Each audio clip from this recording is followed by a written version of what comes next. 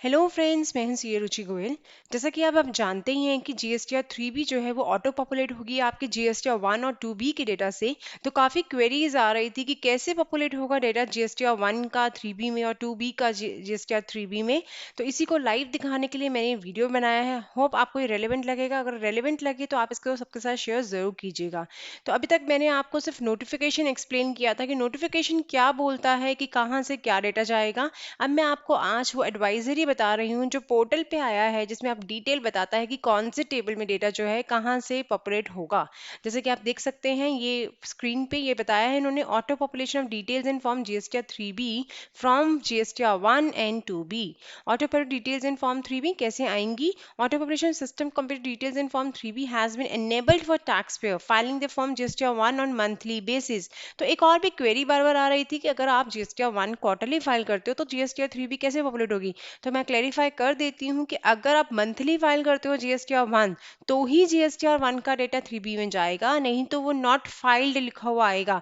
आप जब log in करते हैं 3B ओपन करते हैं तो वहाँ पे एक टेबल पॉपुलेट होता है, पॉपअप होता है जो बताता है कि क्या स्टेटस है 1 का 3B का। तो अगर आपने जीएसटीआर 1 फाइल नहीं की हुई और आप क्वार्टरली फाइल करते हो तो वह नॉट फाइल्ड आ जाता है और डेटा पॉपुलेट नहीं होगा 3B में। The same will be done based on the following. Liabilities in table 3.1 and 3.2 of form GSTR 3B are computed by system on the basis of details of output supplies as filed in GSTR 1 में एक बार आपको table में दिखा भी देती हूँ किसकी बात कर रहे हैं। तो ये जैसे आप देख सकते हैं 3.1 और 3.2 ये हमारा होता है हमारी सेल्स का, सप्लाईज का, आउटवर्ड सप्लाईज का।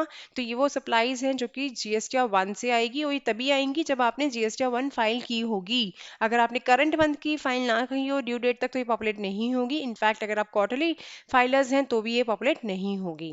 नेक्स्ट बोलता है ITC details are details of inward supplies liable to reverse charge to be reported in table 4 and 3.1 respectively are computed as per system generated from 2B। और जो 4 है ये और 3.1 है डी पार्ट, उसका जो होता है आपको मैं दिखा देती हूँ। ये inward supplies liable to reverse charge ये आपकी पॉपुलेट होंगी 2B से। तो ये जो डेटा होगा जो 3B है ये ऑटो पॉपुलेट हुई है 3B 2B से। जो भी मेरे सप्लायर्स ने डेटा इनपुट किया होगा उनके बेसिस पे ये आया है data. PDF format of form GSTR B. The table-wise computation of values auto-populated in form GSTR 3B is made available in PDF format as well. आप PDF फॉर्मेट भी यहाँ से जनरेट करके निकाल सकते हैं। आप देख सकते हैं, आप यहाँ से सिस्टम जनरेटेड निकाल सकते हैं। The same can be downloaded by clicking system generated 3B tab, जिसमें मैंने आपको बताया सिस्टम जनरेटेड आप निकाल सकते हैं। इसके बाद एक बहुत ही इंपॉर्टेंट फीचर इन्होंने बता दिया, लास्ट में एक्सप्लेन कर दिया, वो हमें पढ़ना बहुत जरूरी है रिटर्न फाइल करने से पहले। These system computed automated values are only for assisting the taxpayers in filing their form GSTR 3B. Taxpayers have to ensure the correctness of the values being reported and filed in form GSTR 3B.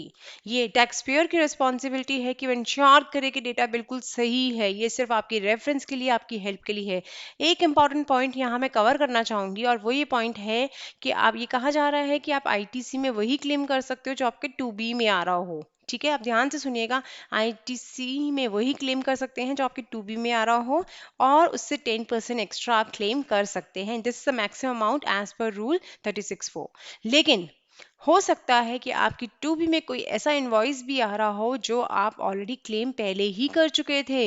ऐसा कैसे हो सकता है? ऐसे तब होगा अगर आपके सप्लायर ने पिछले कुछ मंथ का जो इनवॉइस था वो तब अपना अपलोड नहीं किया था जीएसटी में, लेकिन अब उसने पुराना कोई इनवॉइस अपलोड किया और वो आपकी इस पीरियड में फॉल हो रहा था, मतलब 10th of the last month के बाद से और 11th of the current month तक फॉल हो रहा था, आपकी पीरियड में एंटर हुआ है, तो आपके वो जो होगा वो इस महीने की 2B में दिख जाएगा। जी हाँ, क्योंकि 2B जो होती है 12th को जनरेट होती है, तो आपको इस मंथ दिख जाएगा अगर आपने आपके सप्लायर ने पुराना कोई इनवॉइस अभी अपलोड किया है, इस मंथ अपलोड किया है।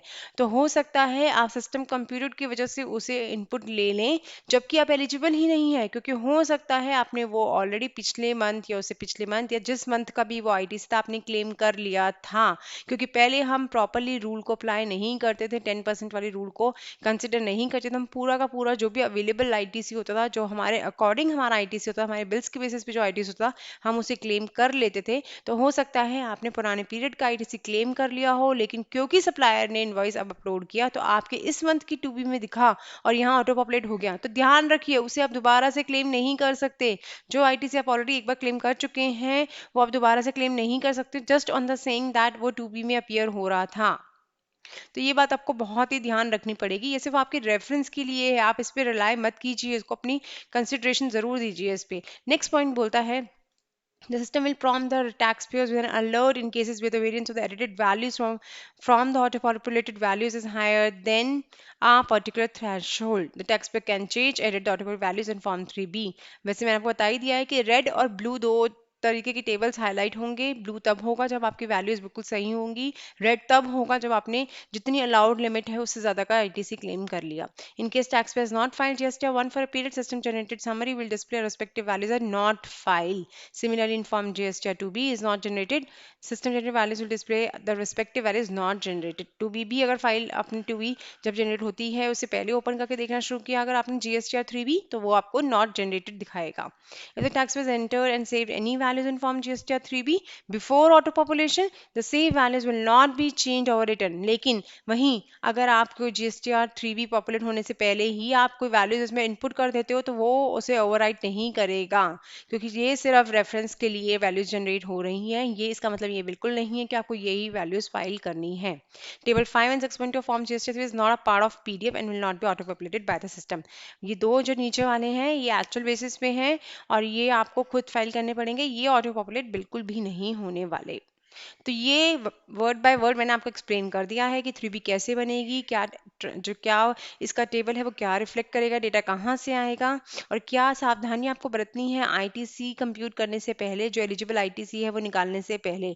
आई होप आपको मेरा वीडियो रेलेवेंट लगा और अगर आपको अभी भी कोई क्वेरीज हैं तो आप प्लीज़ कमेंट बॉक्स में कमेंट ज़रूर कीजिए। मैंने ट्राई किया है कि मैं मैक्सिमम क्वेरीज कवर कर लूँ, मैंने लाइव सिनारियोज को भी आपके साथ शेयर करती जा रही हूँ, लेकिन फिर भी अगर आपको कोई क्वेरी है तो प्लीज़ कमेंट बॉक्स में कमेंट ज़रूर कीजिए। आज के लिए बस इतना ही, इसी तरह हमारे साथ जुड़े रहिए, मेरे चैनल को भी सब्सक्राइब जरूर कीजिए। Thanks for watching my video. Thank you.